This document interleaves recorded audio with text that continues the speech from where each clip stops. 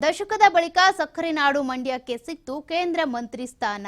ನೂತನ ಸಚಿವ ಎಚ್.ಡಿ. ಕುಮಾರಸ್ವಾಮಿ ಮೇಲೆ ಬೆಟ್ಟದಷ್ಟು ನಿರೀಕ್ಷೆ ಇದೆ. ಈಗ ಮಂಡ್ಯದ ಜನರಿಗೆ ಮಾತ್ರವಲ್ಲ, ರಾಜ್ಯದಾದ್ಯಂತ ಎಲ್ರಿಗೂ ಕೂಡ ಎಚ್.ಡಿ. ಕುಮಾರಸ್ವಾಮಿ ಅವರ ಮೇಲೆ ಬೆಟ್ಟದಷ್ಟು ನಿರೀಕ್ಷೆ ಇದೆ.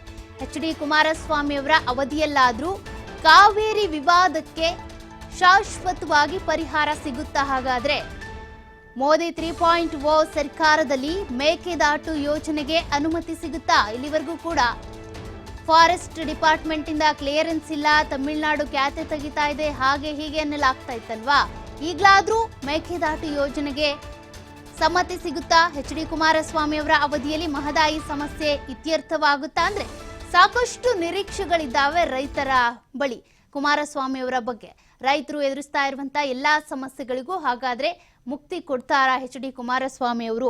ನರೇಂದ್ರ ಮೋದಿ ಅವರ 3.0 ಸರ್ಕಾರದಲ್ಲಿ ಮಹದಾಯಿ ಇರಬಹುದು, ಕಾವೇರಿ ಸಮಸ್ಯೆ ಇರಬಹುದು, ಇದೆಲ್ಲದಕ್ಕೂ ಕೂಡ ಪರಿಹಾರ ಸಿಗಬಹುದಾ ಅನ್ನುವಂತ ನಿರೀಕ್ಷೆಗಳನ್ನ ರೈತರು ಇಟ್ಕೊಂಡಿದ್ದಾರೆ.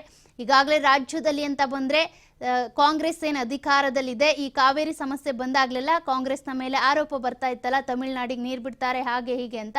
ಆದ್ರೆ ಇದೆಲ್ಲದಕ್ಕೂ ಕೂಡ ಪರ್ಮನೆಂಟ್ ಆಗಿ ಪರಿಹಾರ ಸಿಗುತ್ತಾ? ಇದಕ್ಕೆ ಸಂಬಂಧಪಟ್ಟಂತೆ ಈ ಹಿಂದೆ ಎಚ್.ಡಿ.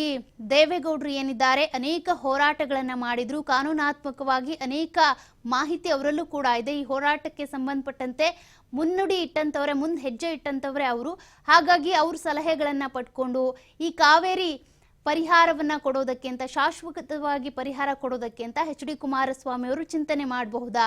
ಇನ್ನು ಮಹದಾಯಿಗೆ ಸಂಬಂಧಪಟ್ಟಂತೆ ಕೂಡ ರೈತರಿಗೆ ಸಮಸ್ಯೆ ಇದೆ, ಆ ಮಹದಾಯಿಯ ಇತ್ಯರ್ಥ ಕೂಡ ಆಗುತ್ತಾ ಅನ್ನುವಂಥ ಒಂದಷ್ಟು ನಿರೀಕ್ಷೆ ಇದೆ. ಇನ್ನು ಮೇಕೆದಾಟು ಯೋಜನೆಗೆ ಸಂಬಂಧಪಟ್ಟಂತೆ ಕೂಡ ಮೇಕೆದಾಟು ಪಾದಯಾತ್ರೆಯನ್ನ ಈಗಾಗಲೇ ಡಿ.ಕೆ. ಶಿವಕುಮಾರ್ ಅವರು ಮಾಡಿದ್ರು.